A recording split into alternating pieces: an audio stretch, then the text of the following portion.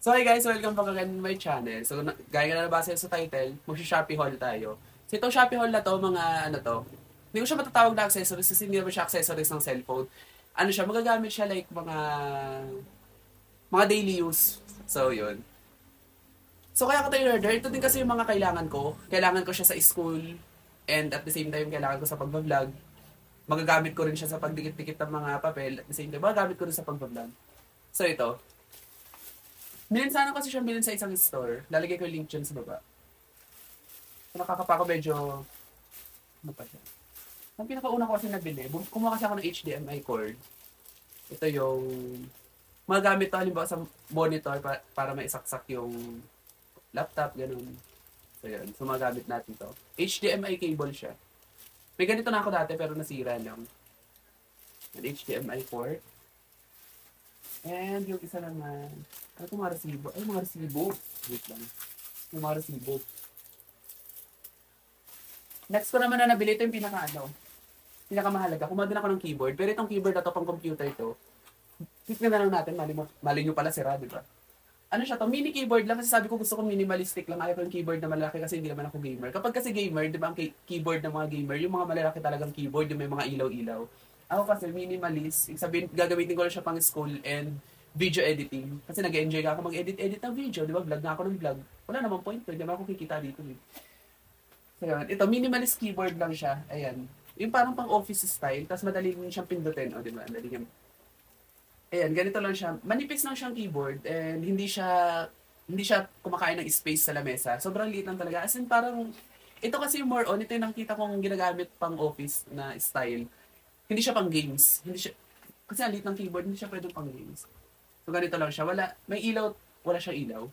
Minimalist lang talaga. So, ganito yung mga keyboard na gusto ko. Yung tipong pag nag-type ako, halimbawa word processing, ganyan. Gusto ko pagka-type ko, tapos agad. Gusto ko pagka-type, enter, agad wala na yung maraming tunog pa sa keyboard. Tak, tak, yung gaganon-ganon pa. Kasi di ba pag gamer, kahit tapos yung keyboard mo, maingay. Ito kasi hindi. Pag nag-type ka dito, diretso type, pagka enter, submit, ganun lang. Sa matagal ko ng pangarap to, sabi ko noon, gusto ko order ng ganito, pero laptop ang gamit ko. Alam naman order ako ng keyboard, di ba? Ano to tapon pera, di ba? So mamaya siguro, kaya bukas, kung darating yung isang pang parcel, magsiset up tayo ng computer, desktop. Pero hanggat hindi dumarating yun, syempre hindi ako makapag-vlog ng computer setup. So ito pala yung keyboard na napili ko doon. So yun. Hindi pa natin ito may testing. Matagal ko ng pangarap tong keyboard na to. Sabi ko, gusto ko siyang bilhin. Pero kasi di ba laptop lang ang gamit ko dati. Sabi ko, gusto ko siyang bilhin. Ang ganda. Pero sayang syempre. Pero ngayon, nabili ko na siya. Ganito yung gusto ko noon. Ang daling pindutin ng keyboard. Ayan. Hindi siya space eater. Ang next naman, so sama to. Ayan, meron na tayong HDMI cord. Ay, hindi siya HDMI cord. Meron na tayong VGA cord. HDMI pala, maliit na yun. Yun na yung mga bago, di ba? VGA cord. Pang monitor to CPU. Tsaka meron na rin tayong keyboard, so konti na lang. iniisa-isa yung parte. Ayun, meron na tayong keyboard, meron na rin tayong HDMI, meron na rin tayong VGA. HDMI ako na HDMI, ayaw ko na HDMI. Meron na tayong VGA cable, meron na rin tayong keyboard, meron na rin kasi ako mouse, hindi na ako kumuha ng mouse. Itong mouse ko na to, gaming mouse to. Hindi ko rin alam to noon bakit ko binili. Hindi naman ako gamer, pero meron akong gaming mouse. Gaming mouse tong mouse na to. Yan. Ginagamit ko kasi ito sa laptop. Oo. Kasi, di ba? Pero, mamaya unbox natin siya. Pero ito, pang computer talaga to. Gaming mouse to. Sobrang daling yung pindutin. Pagka ganun mo, ang daling mag-process. Kaya tuwan-tuwa ako sa mouse na to. Gagamitin ko siya sa computer. Pag computer mo talaga siya. Next naman na laman nito, kumuha din ako nitong tape na to. Ito yung sikat na sikat sa mga yung sa mga vlogger sa China. Nanonood kasi ako ng mga vlogs sa China. And sikat na sikat tong tape na to. Double-sided tape siya. Makapal siyang double-sided tape na kapag idinikit mo siya sa lamesa, hindi gagalaw yung mga ipapatong mo na gamit. Pero, at the same time, detachable. So, kapag halimbawa inilipat mo na yung gamit, tanggalin mo lang to, balatan mo lang, walang sasama na kahit anong dikit sa lamesa.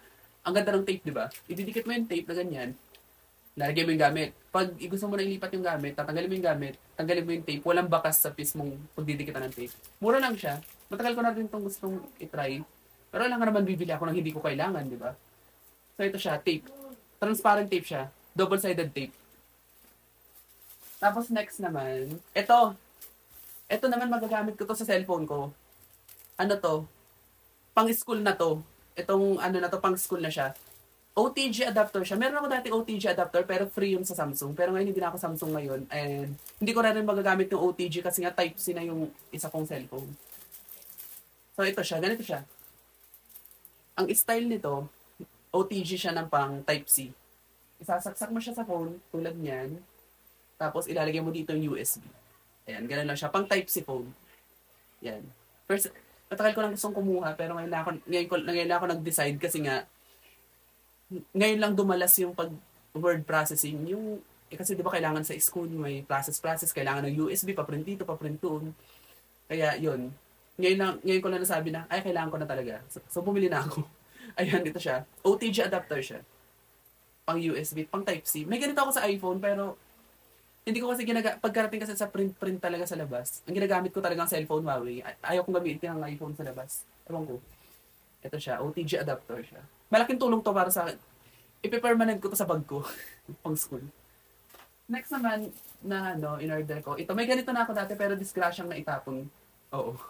Disgrasya talaga naitapon. Ano siya to? Pinapatong siya sa ibabaw ng keyboard. Keyboard dust protector. Ito siya, transparent siya. Hindi ko nabubuksan mabuti. Ganito siya. Mura lang to, 15 pesos lang. Pero ngayon ako siya 13. Ganito siya. Yan yung rubber na ipinapatong sa ibabaw ng keyboard. Ganyan. Mahalaga to kasi di ba minsan yung mga keyboard ng laptop binabahayan ng langgam. Hindi ko alam. Napansin niyo ba yun sa tawag dito pagkarating sa laptop? Binabahayan talaga ng mga langgam yung keyboard. Hindi ko rin napansin. Ay, hindi ko rin alam kung bakit. Napansin ko lang. Binabahayan talaga ng langgam yung mismong keyboard. Kaya ito yung protector. Tapos, di ba kapag pinasukan ng alikabok, hindi mo rin malinisan basta-basta. So ito yon, keyboard protector film. Hindi siya film kasi rubber siya eh. Yung rubber seal ito. So ibalik ko muna kasi hindi ko pa naman siya gagamitin. Mamaya ko pa gagamitin. Ayun, mga gamit pang school, pang vlog, pang edit. Ganun. Pero ang pinakamahalaga talaga dito, yung VGA cable, ito ay keyboard, tsaka ito. Dinagdag ko yung tape kasi kailangan ko rin yung tape pang organize. O kailangan ko naman pala talaga lahat. Hindi naman din ako order, hindi ko kailangan, di ba? Ito siya, keyboard protector. Mga mura lang to kasi sale yung Pasko. Next naman, ito meron pa palang isa. Ito yung pang laptop. Ano to? Yung laptop ko kasi, hindi pa siya newer version. Kapag kasi newer version, meron na siyang saksakan ng HDMI, meron na rin siyang saksakan ng VGA. Yung laptop ko kasi wala pa siyang VGA, and wala din siyang HDMI. Wala siyang saksakan ng VGA siya HDMI. Ang meron doon, DVI port. Yung laptop ko ang meron DVI port. Yun yung mga port na nirelease way back 2006, 2005. Ganun yung mga saksakan kasi noon.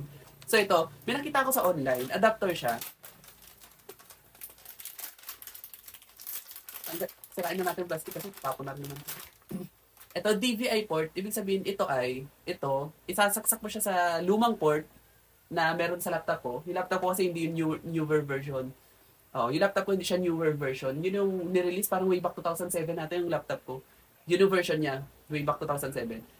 And yung port na meron doon is itong port na to. Kung familiar kayo sa port na ganyan, kung may ganyan kayong laptop sa bahay nyo, yung mga luma, ganyan ang port. Ganyan. Ngayon, isasaksak yun mismo sa port na yon and mako-convert na yon sa HDMI. Ito yung saksakan ng HDMI. Kumbaga, isasaksak mo to sa laptop mo na hindi supported ang HDMI port. Ano ba ito yung laptop mo? Saksak mo na ganyan. And at the same time, isasaksak mo dito yung HDMI port na supported na sa taon ngayon. Sasaksak mo dyan yung HDMI port. And once na isaksak mo dyan yung HDMI port, yung mismong nasa laptop mo na unsupported ang HDMI port, mapo-project na mismo sa screen ng TV. In-order ko to kasi nagpo-project kami sa school. Merong time na kailangan mong mag-report, gumawa ng presentation, tapos yung mismong laptop isasaksak mo sa monitor ng school mismo. So kapag halimbawa, dinala ko yung laptop ko and biglang kailangan, halimbawa, may report ako, ganun. And biglang sinabi, isaksak na sa TV yung laptop.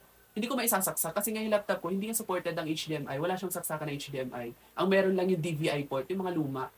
So ito, adapter ang tawag dito. DVI to HDMI. So, ibig sabihin, DVI sasaksak mo tapos mako-convert sa HDMI. So, mga gamit ko siya sa panahon ngayon. So, ito lang yung sagot. Hindi kailangan ng bago.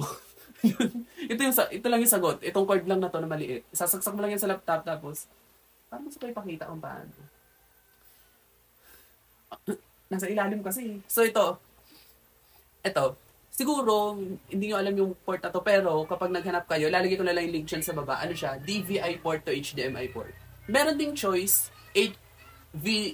meron ding choice doon, DVI to VGA. Ibig sabihin, DVI yung dito, and ang port niya sa dulo, o yung saksakan niya sa dulo ay yung ganitong ganito. Pero hindi na ganito ang kinuha ko, hindi na DVI to HD, hindi na VDI, ba't mali-mali?